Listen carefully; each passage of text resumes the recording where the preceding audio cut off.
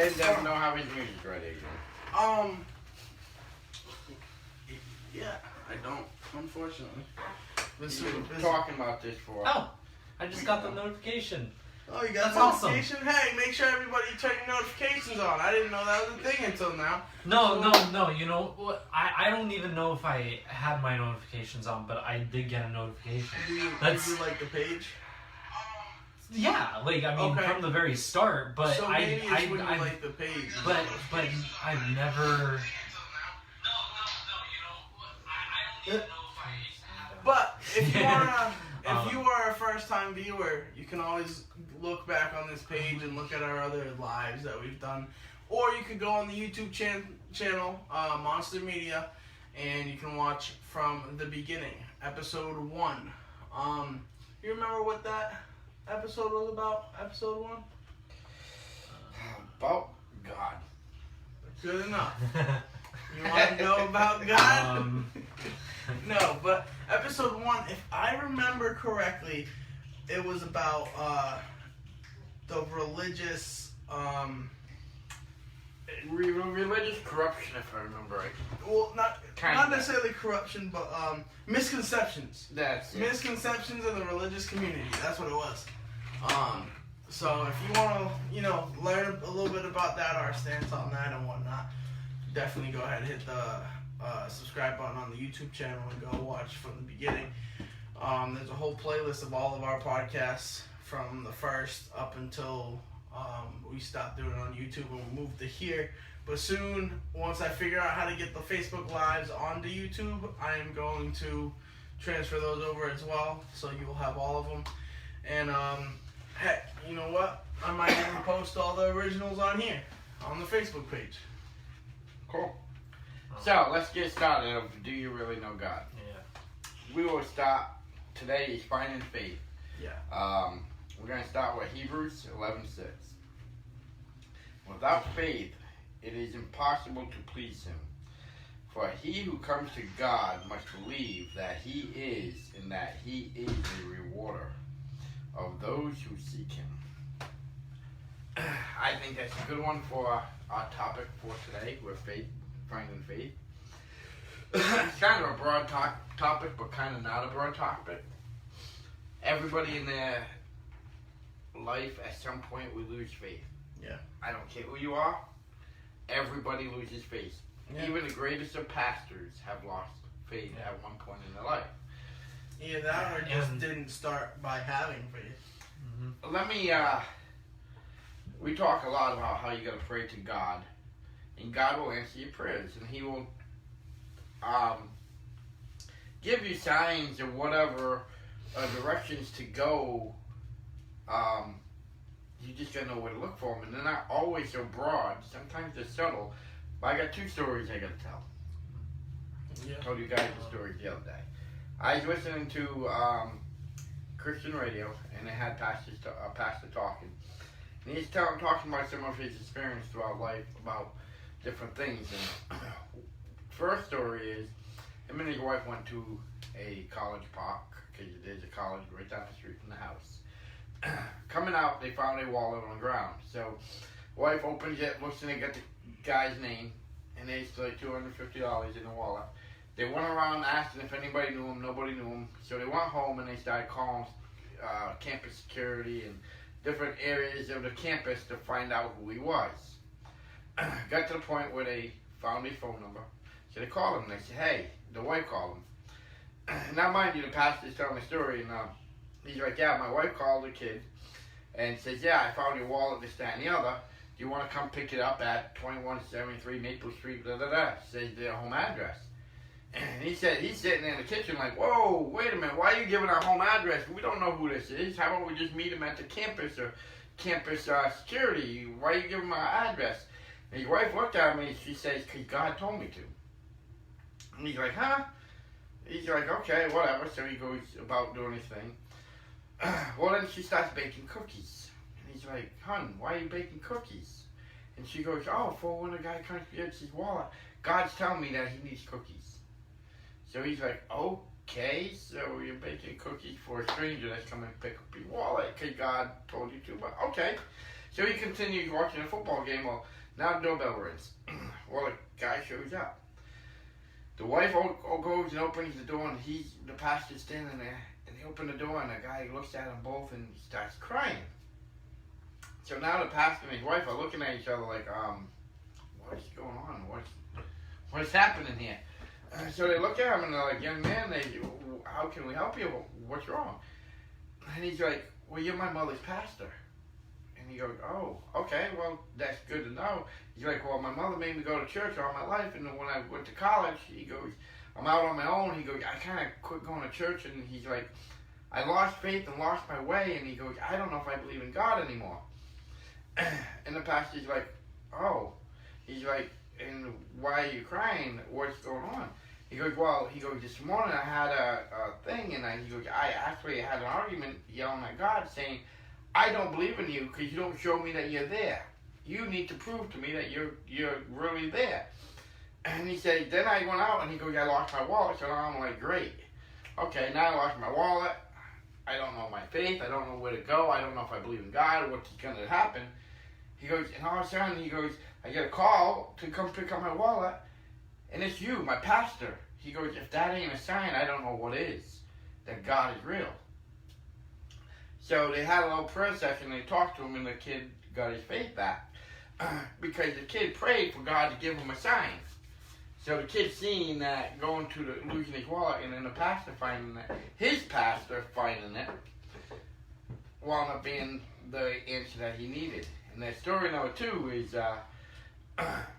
hold on, real quick. Where do the cookies come to play in that? because the wife gave him cookies because he's crying. Oh. Yeah, You you know, feel bad, when you're down on yourself. yeah, you know when the stories you get where like, when a kid is upset and crying, hey, do you want a cookie? It makes you feel better in a glass of milk, Okay, fair enough. So,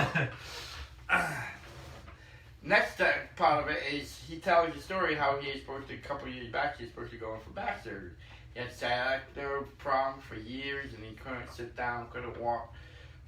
And they found out he had a collapsed disc in his back, and he needed surgery. So he took time off from work, scheduled the surgery, all this. The day of the surgery, he gets to there, and they set him up in the table, put the IV in, and all this, the nurse, and the nurse asked him, how you feeling today? He goes, believe it or not, I'm feeling great today. Because I woke up feeling better than I have in the longest time. She goes, oh, that's weird. So he goes, yeah. So she starts wheeling him down to the surgery room. And the doctor comes up and he's like, hey, how you doing? And he goes, yeah, I'm doing great. And the nurse is like, hey, he says he's feeling great today, like best he's ever done. Doctor's like, really? He goes, well, before we go cutting in, let's do some x-rays and that. So he's like, well, why don't we just do the surgery because it might come back? The doctor goes, well, if you don't need it, no point in doing it because it may not come back. So he does the test and the scans and all that, and the disc was fine. It healed itself. So the doctor said, look at him. He goes, I don't know what happened, but you got a miracle going on. He goes, because it's healed. You don't need the surgery. And he's like, really? He goes, yeah, you don't need the surgery. So he got up and left and went to his wife. He goes, well, I got the day off from work now and whatnot because they think I'm going to be in surgery. He goes, let's go out for breakfast. And the wife is like, okay. And he's like, well, let's call a couple friends that we haven't seen in a while. And they'll go out to breakfast with us. Larry Gregoire. So, Larry Gregoire. hey Larry. So, they go out to breakfast, and they're sitting there with friends having breakfast, and all of a sudden he said, this basketball star of Chicago Bulls walks in, and he's sitting in the back of the restaurant. Chicago Bulls. That's what I said. Chicago Bulls. Oh, I thought you said Bills. No, Bulls. Okay. So, he's sitting in the back. This football star and his wife walks in, they're sitting in the front. Says, all of a sudden, after a minute, he says, not the football. Basketball. Sorry. Looks at There's him. very few things I care about, but you gotta get the right sports. I don't care about sports. But anyways, so he waves at him. So the pastor says, he kind of like did a look around, but he's in the back of the restaurant. There's nobody behind him, and there's nobody between him. So he's like, he looks at his wife, and he goes, he waved at me? And she goes, yeah, it looks like that. So he waves back, and he's like, huh, how does he know me? So he gets up and he goes to this guy's table and he says, "Hi." He goes, "I noticed you waved at me, but you know me?" The basketball star looked at him and said, "Yeah, you're my pastor." And he's like, "Really?" He goes, "I've never seen you in church. You're a pretty tall guy. I think I recognize you." And he goes, "Well," he goes, "I sit in the back room." He goes, "One, your Hi, Mom. hi, Mom. Hi, Mom. Your church, your chairs are not comfortable for me because I'm so tall." And he goes, "Plus, who I am, I don't want to be disturbing your preaching, so I sit in the back, in the other room." You go, "Oh, okay, well that makes sense, but I've never seen you." He goes, "Well," he goes, "I come in after everybody sit down." He goes, "And then I leave before everybody else does." Yeah. He goes, "Oh," and he goes, he looks at him. He goes, "I need to say I thank you today." And the pastor's like, "For what?" He goes, "Well, to be honest with you," he goes, "me and my wife are in a little rough patch of our marriage. So we've been driving around all morning for like the last 4 hours debating whether or not we should get divorced or if we should try and work out our problems. Because we're trying to weigh out the differences of our problems, our good times and our bad times, if it's worth saving our marriage." He said, "As we're driving around, we're getting hungry, so we both stopped and we prayed to God to please give us a sign of what we should do. Should we save our marriage or should we just call it quits and just move about our way?" He said, "So we decided to go, let's have lunch, breakfast, and sit down, and then we'll go out driving again. Maybe God will give us a sign." He says, "When we walked in here, we see you sitting there." He's like, "I've never once seen you out and about outside of church." He goes, "So when I walked in and all of a sudden, you're sitting there," he goes, "me and my wife looked at each other and we're like, this is the sign. We need to work on our marriage and save our marriage." Yeah. So he thanked the preacher and all that. And he never mentioned which say. basketball player. Huh? He never mentioned which basketball No, he never said what basketball player. But on the top of it, like he says, he was supposed to be in surgery that day, not at a restaurant having breakfast. Yeah. So one day when he was supposed to give that surgery, all of a sudden his back was healed. And he says when the doctor said his back was healed, he's like, "God bless, God is great, he's healing me." So he's thinking God healed him just to heal him. Yeah. Really, God healed him for him to be in that restaurant. But then on top of it, he said 8 months later, his back problem came back and he had to have a surgery anyway. So it's basically like God said, "I'm healing you for right now. You got a mission to do. Yeah, After right. mission, then you can go to surgery." Well, it's just like when like with your family and stuff like that, and it's like when the kid sees the mom has a million things going, and it's just like, "I'll cook dinner tonight," but you're on your own after that. It's just because I'm hungry and you're not doing it. I'll make dinner. Yeah. I need you elsewhere. But with there's so many stories. Like I have my own personal stories where faith, God will answer your questions and your prayers, and it may not be so blunt all the time. And I told this story before, like when we first opened Fifth Dimension.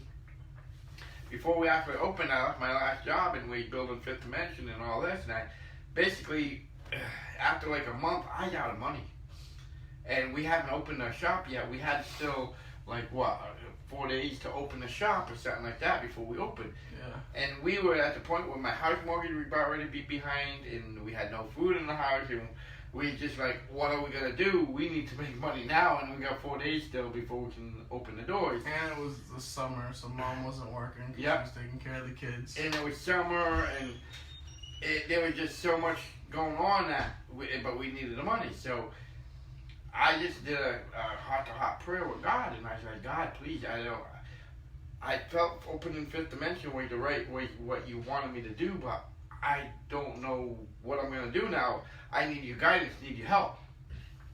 Just so happened that Sunday, I have my pile of junk mail that stacks up for months at a time. It's not really junk mail. It's just mail he doesn't want to see. Yeah, I don't touch my mail. But anyways, I go through this, so I decided Sunday I'm going to go through the junk mail. And usually I just look at it and whatever, this is NTB propaganda, this is Sears propaganda, and I'm just throwing this stuff away. I'm going through it. And usually a lot of it, like I get, because I worked at NTB and Sears, I get a lot of propaganda. saying, hey, this special's on sale. Because as your manager, and once you're a manager, you're technically a customer. Because you're an employee, you're also a customer. So, anyways, I'm going through and all of a sudden, for some reason, that one of the envelopes from NTB, every one I wasn't even open, I just tossed it. And just one envelope, I looked at it, I'm like, just staring at it. And then in my mind, I'm thinking, I wonder what they got on deals this month. So I'm like, I'm gonna open it. So I opened it. Inside it was an $800 check. I'm like, huh. I'm thinking back, when I left there, I never got my bonus check. And they used to pay me by direct deposit, so I've always watched for direct deposit. Apparently, when you leave the company, your bonus checks that you got for being a manager, they send it to you by physical check. So I open it, I see it, it's a check for $800. I had 2 days before it expired. 2 more days, that check would have been null and voided. Wow. First thing Monday morning, I went down, I put it in the bank, we had the money, I paid my house mortgage, we had food on the table, and we had a little bit of money left over. That's God telling me, dude, it's gonna be okay. Have trust, have faith. He's done that more than. I was gonna say that's one of the. Right now, I think I'm up to about owing God like $10,000. He's helped me out many, many times in that aspect. Yeah. Imagine that. Imagine like God actually expects you to owe him. So like every blessing you have in your life, you die and go to heaven. And he's like, all right, bro. He's like, I've been helping you for the last 38 years. He's like, I'm gonna need some help here. You might help a brother out, man. The lease is coming up on heaven, bro. Yeah. I mean, and when Chris was telling me these stories, he kind of he worded some things differently. Here, I think he went a little quicker though with them this time for the podcast. But no, those I don't were want to draw out somebody else's story that they did. Yeah. In a podcast. And like you guys, I told you word pretty close to word for word. No, yeah, definitely. But no, those were really cool stories. And when I heard that wallet one for the first time, I got goosebumps, literally. Yeah.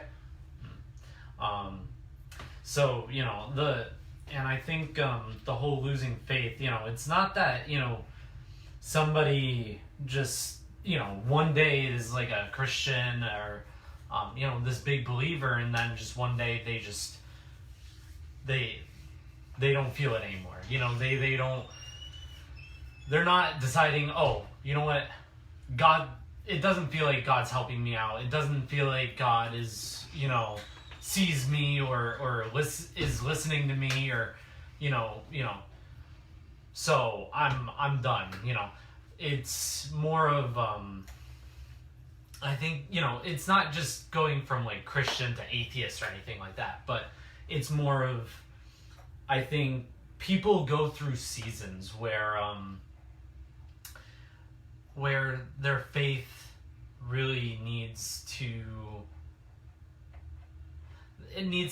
get like kind of amplified a little bit. It needs, we all need help sometimes, and I think we've definitely said things like this before. And again, like that's what having a community of people in your life is. It comes in handy. It not even in handy, but it's just a blessing to have those people in your life where when you're struggling, it doesn't matter if you're struggling in your faith or in your finances or just mentally or emotionally, like you're just struggling, like you at least you have those people that will be there and support you and everything. So but God is there to help you. Yes. Yeah. Well, God I is mean, one thing I heard, because I personally know, like I think we've all lost faith at one point, but I personally know losing faith for a while, how that affects you and how it can happen. But I heard a pastor one time saying, this was one of those YouTube sermons, so I don't remember exactly what pastor, what church, anything like that, but he was explaining a similar topic that we are now. And one of the points he made was that people lose faith because they get upset with God. Yeah. Because, like you said, Isaiah, they feel like he's not helping them. They feel abandoned, or right, but they don't see the signs that he's giving, so they feel he's not right. listening. But he said that people are wrong for doing that because he said it's okay to lose faith every once in a while. You're human. It's going to happen. Yeah. But he said, don't be upset with God because of how your life is going. Or don't be upset with God because of this, because of that. And he said this is the main reason. Because God has a plan, and it always works out. So if you're going to be upset that you cannot understand God's plan. Yeah. Rather than being upset at God himself. And like I said, I personally know what it means to fall out of faith for years, because I don't think I've been to church before the age of 5, aside from when I got baptized. Or is it christened? Yeah. Whatever it is, baptized, christened, whatever you want to call it. I got baptized as a baby. And then after that, I don't think I ever went to church a day in my life. And then when I was about 5, my grandfather was diagnosed with cancer. And him and my grandmother, who lived right next door to us, we lived in a duplex, they started going to church every Sunday. So one time, and I used to go have breakfast with them every morning. So one time they invited me to church to go with them, and I was 5 years old. I was like, yeah, let's go do that. That sounds fun. So I went to church. I had fun at church. And I went to church with them every Sunday until my grandfather passed away. And then after that, I went with my grandmother until I was 11 or 12. I went with them every Sunday. And then, by no means do I want to say that I've had a rough life, but I've had a lot of stuff that normal people don't go through throughout my life, and that's especially at such a young age. Yeah. Yeah. And so that leads, and especially leading up to that point. So I think there was just a point where I had, thought about my past, been upset about it, and been angry at God about it, and I was only 11, 12. And so I just felt like I didn't believe anymore. And because I felt like I didn't believe anymore, I didn't go anymore. And then, what was it? I started going with other family members to events on the weekends. Just because I didn't want to tell my mom I didn't want to go to church with her. I would go do square dancing and stuff like that. And know that I wasn't going to make it to church on Sunday. Because square dancing was Saturday night and I slept over. And I blamed it on that rather than just, kind of manning up, I guess you would say. Even though I was only like 11, 12. But saying, hey, I just don't feel like going. Or anything like that. Because I felt like I would hurt my May, 1. And 2, I knew she was going to have that conversation with me about finding faith. And stuff like that. And I was more in denial and didn't want it than anything. And I think that's another thing about losing faith. Is it's not necessarily, me personally, it's not necessarily that you don't believe in God when you lose faith. And that's something people always miscommunicate, if you ask me. Yeah. Losing faith does not mean you don't believe in God. Like Isaiah said, it's not like you go from Christian to atheist. You go from child of God to teenager of God. Yeah. Well, basically, you're going to where you're mad at him. Yeah, and it's not that... You blame him for every issue and your problem in your life. Right. And it's not that you don't believe in him, it's more that you don't trust him. And so I went through that, and I went through that for a good 3 to 4 years. I think I was 14 when I finally started going back to church, and that was because of Isaiah. Yeah. Because I started hanging around Isaiah, and we'd be sitting there and just, talking, doing whatever, and in the background he would have a YouTube sermon playing, and he would tell me all about Awakening Conference, or he would show me this song that this Christian artist made, and, all this stuff, and he kind of, like Dad said on the podcast before, he planted that mustard seed. Yep. And he just kept watering it and watering it and watering it. And the worst part is I didn't even understand what was happening. He did it so subtly that I was just like, oh yeah, that is a good song. It's kind of like this one. And before I knew it, I was all gung-ho ready to do it. And stuff like that. But one thing I think that I would like to convey to the audience and to, you know, just people out there is, yes, losing faith is okay. It's going to happen. It happens to everybody. Yes. And That's it why may even happen. we always have that saying, you have that coming out moment when you go back into faith. Yeah. And it may even happen multiple times. Who knows? But I know from my experience, which, you know, as a 11-year-old kid isn't a whole lot. But when I started to get upset with God, when I started to, when I stopped going to church and stopped praying and stuff like that, life got a lot harder. Like, I can honestly say I wasn't necessarily a happy kid because, again, I had my problems. But, you know, I was joyful. I enjoyed things. I, you know, liked to do stuff. And then once I stopped going to church and everything, things just became more blah. Yeah. And it's almost like I couldn't find that enjoyment anymore. And, you know, there's stupid things like, after I stopped going to church, it seemed like I started getting bullied a lot more, for weight. And then after I stopped going to church and stuff like that, I started hanging around with the wrong people, started doing stuff I shouldn't have been doing. And then Isaiah got me back onto church and everything, and that was great. I wasn't going every week, but I was going with him when he went to youth group, because it was about an hour and a half away. Actually, no, it was more like 45. Okay, minutes 45 away, minutes. honestly. Yeah. Like, So, no, we would never travel an hour or even, like, right. 45 minutes is like, that's far enough.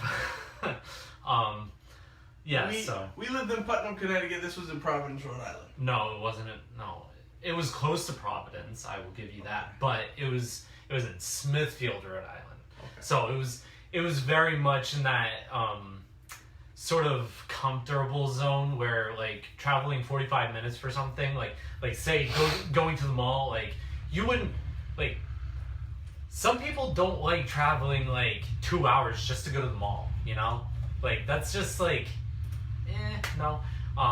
But yeah, we drove, so we didn't go every week, and I don't think I ever went with them on a Sunday until Awakening Conference. But I was, and with Isaiah, we were, you know, keeping up with it. I used to go to his house every weekend, so we would, you know, at least have a conversation about it. We would keep it relevant. And once God started becoming more present in my life and I started praying and everything, things got better again. Yep. And then, like, for me, falling out of faith has happened a few times because when we moved here after that, which was like 2 years later, again, I was upset. I was rejecting all the change. And, excuse me. Thank you. I was rejecting the change, and I was just kind of being a teenager about it, you know, where I was upset, and not necessarily at anyone specific, because I understood why we were moving. I wasn't mad at it at all, but it was just something I didn't want to do, and it upset me. And so I fell out a little bit more. And again, once I did that, things started getting worse. For me personally in life. And then we started going to church, and I actually met a few people that I kind of, you know, I was cool with. I liked in church, and I started getting into it again, and boom, we're good. It's almost like an off-on switch, like Nate said in our 5th episode of the podcast with him doing the tithing. And I'm not tithing right now, and I really want to get to the point where I'm tithing and everything. But we've told this story a few times, and he originally told it, him and his wife and his family were tithing, and then something happened where, like, what was it? No, they stopped tithing because they wanted to do some remodeling on the house. Yeah, that's right. They were trying to save money. money. Yeah, and they didn't have the money, and they stopped tithing, and all of a sudden stuff started going wrong. The car starts breaking down. Yep. The dishwasher, the appliance. So they never actually got to do the remodeling they wanted to do because they bought all this extra stuff that they should have been tithing. Then they wound up doing the math, and they figured it out that all the money they're supposed to be tithing was actually going into stuff breaking And actually it was more than what they tithing. So they decided maybe they better start tithing again. So they did, and all of a sudden everything went back to even flow in the house. Yeah, and I mean, I strongly agree, and I believe in that. Now, again, it's not like an off-on switch. It's not like, say, in a horror movie and someone's possessed, and then you know how there's always that calm after the demon is, you know, exorcised, and at first it's really bad, and stuff's flying all over the room, breaking, and then the priest exorcises the demon, you see the demon running, all of a sudden it's just like, yeah. And everything's peaceful Here's and stuff the like thing. that. It's not how it works. God is there showing you a sign. He's answering your prayers. He's giving you what you need to survive. He ain't giving you, like I'll tell you again, he ain't gonna give you that $1 million you're asking for. He ain't gonna give you that Mercedes Benz. But he will give you what you need to survive. But we all have a mission in our lives. We're gonna understand we have different problems or different things that go wrong or right in our lives, but that's all par for course for your mission in life. And you gotta understand, like I hear a lot of people, oh, I wish I could erase my past. Here's the thing, your past is who you are. You erase your past, you're gonna change who you are. You're not gonna be the same person without your past. Your past and your bad moments and your good moments combined is what makes you who you are as a person. It's also what makes you an angel, a warrior angel for God. Yeah. It also helps, which gets you into kingdom of God. Even your sins, by you fighting your demons and fighting your sins, you're just getting into the next step of eternal life. Yeah. Eternal life. Yeah. We cannot regret our sins. We cannot regret our past. That is who makes us who we are, which we are exactly where God wants us to be. Yeah. Yeah. I definitely agree.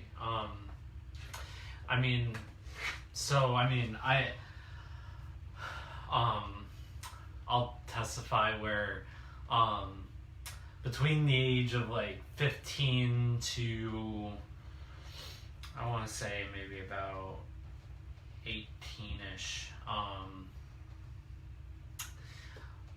I was very much a teenager. Like, I was doing all the teenage things. Like, I had girlfriends. I had, I thought I had, life figured out.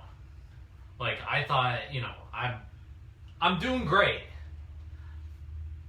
But in that time period, when I had school and my girlfriends and just my head was not with prayer and worship and church and the word and just with God in general, and before that though, my life was very much about God and the church and the word and worship. Like, worship is my favorite thing of even just being a Christian. Like, first of all, I love music and just the feeling that I get with worship. It's just, it's unexplainable. It's undescribable. But anyway, within that like 3-year time period, I was not following, I wasn't following my faith. I was not, so, as people can lose their faith, and this is sort of my point here, as people can lose their faith, right, many people can just also not just lose their faith, but they drift. They drift from their faith. You don't necessarily lose faith, but it's certainly like your mind just drifts. Your heart kind of drifts. But even though God will always be in your heart, he'll never lose sight of you. But sometimes we drift from faith. We drift from the church. We drift from the word and everything like that. So within those 3 years, I was drifting. I didn't know where I was. I didn't know who I was. I didn't know anything. You know, because again, I thought I had life figured out. I thought I was doing amazing. I really wasn't.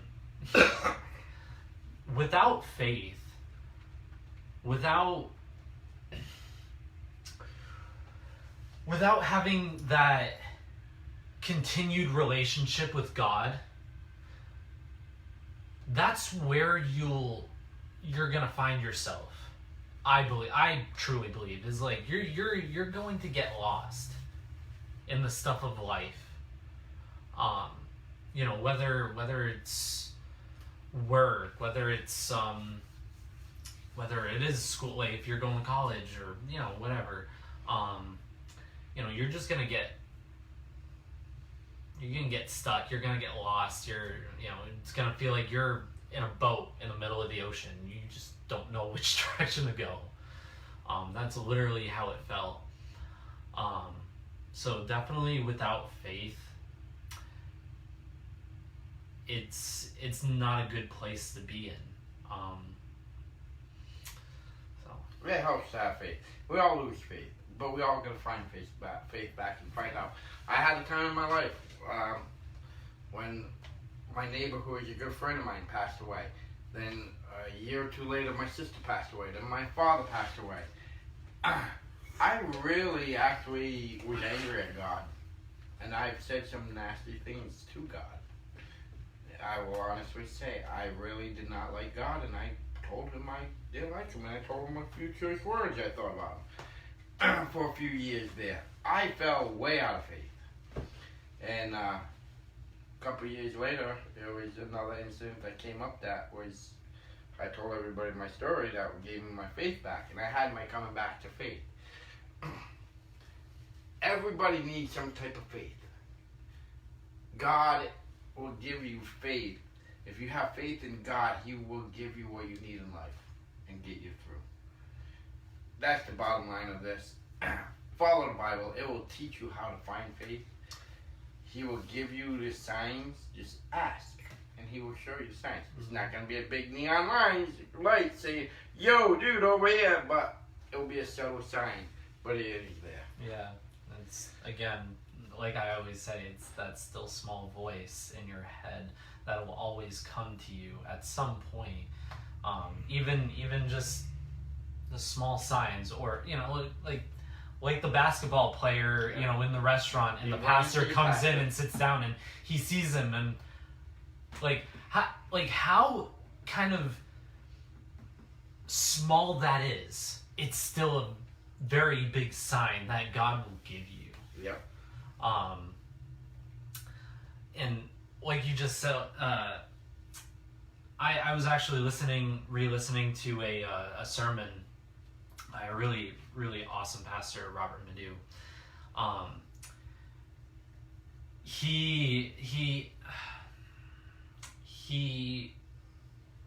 was taking notes, and he said something that made me write down that the power, I think it was like this. I can't remember exactly what I wrote down, but it was like the power of faith is in the word. Something like that. We got you. So for your comment section, Devin. For mine, I think I'm gonna go with. This is gonna kind of be for select people only, I guess. But if you currently have your faith and you're not in that moment of, you know, lost, Yeah. like Isaiah said, if you're not in that moment of drifting, or maybe you are and you've had a moment of drifting before and you got back into faith, but I want to know a time where you lost your faith and you got back into it. But mainly what I want to know is everybody has that one thing or one person who was the contributing factor to regaining your faith. And I want to know, you don't have to give the whole story, and if it's, you don't have to shout them out by name, but just, was it your father, your brother, was it your car, was it your dog? What was one time you lost faith, what was your main factor in regaining it? Your trigger back. Yeah. I like that. Good. What's yours? So,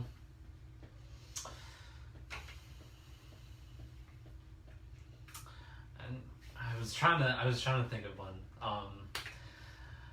We got Isaiah trying to do stuff on the spot. Yeah, no, they really are. It's tough.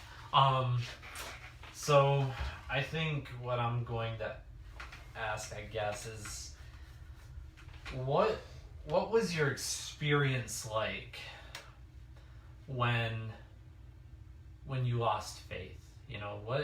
What was your feelings? I know this is very personal. I think we ask very personal questions, but sometimes. but I think it's all testimony, and we're not, we never, ask anybody to, we don't push people to give their testimonies. We don't, but it's all part of your testimony, and I think that's a reason why we were kind of here. But anyway, so what was your experience? What was your feelings like? What got you drifting, or what was your mindset of when you drifted away? I like that. I'm going to do a two-part. Part of it's going to coincide with Isaiah's. Is what caused you to lose faith? Is part one of my question.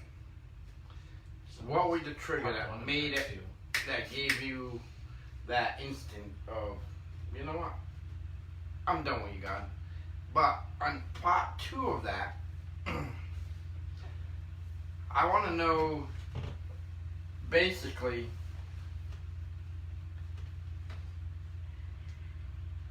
how do I want to word this?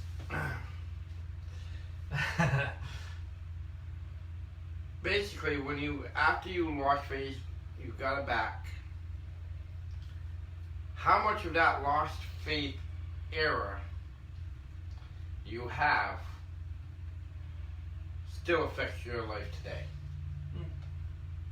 So basically, like kind of like a regret that maybe haunts you all the time, or maybe something like I'll give you a couple examples. Like if you have something that you did and you regret it, and now it's haunting you as a regret, or it could be something that you like to do and now you still miss it, and it's like that natural sin that you want back. So it's a demon that you're constantly fighting to stay faithful. So that's the second part of it, is what did you do in your lost time that is affecting you still today? Because everybody has something.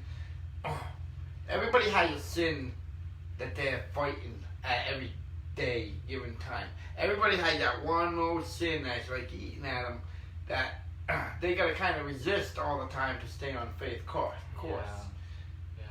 Yeah. And usually when you lose faith in God, that sin overtakes your life, and then you keep it going. That's a good one. I'll be honest, that's a really good one. So basically, like, something that you regret. Yeah.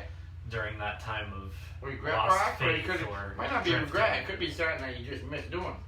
Like or that temptation of sin that maybe that in that just, time of you lost faith, maybe you went on this sex spree or whatever. And now it's anyway.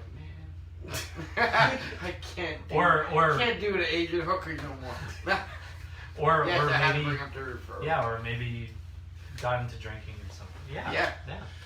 So with that, I hope you have a great week. And we'll definitely be doing the comment section right after this. So didn't catch our comment section on here, we will be definitely posting it in just a few minutes after we post this. So don't forget to have faith over fear. faith over fear.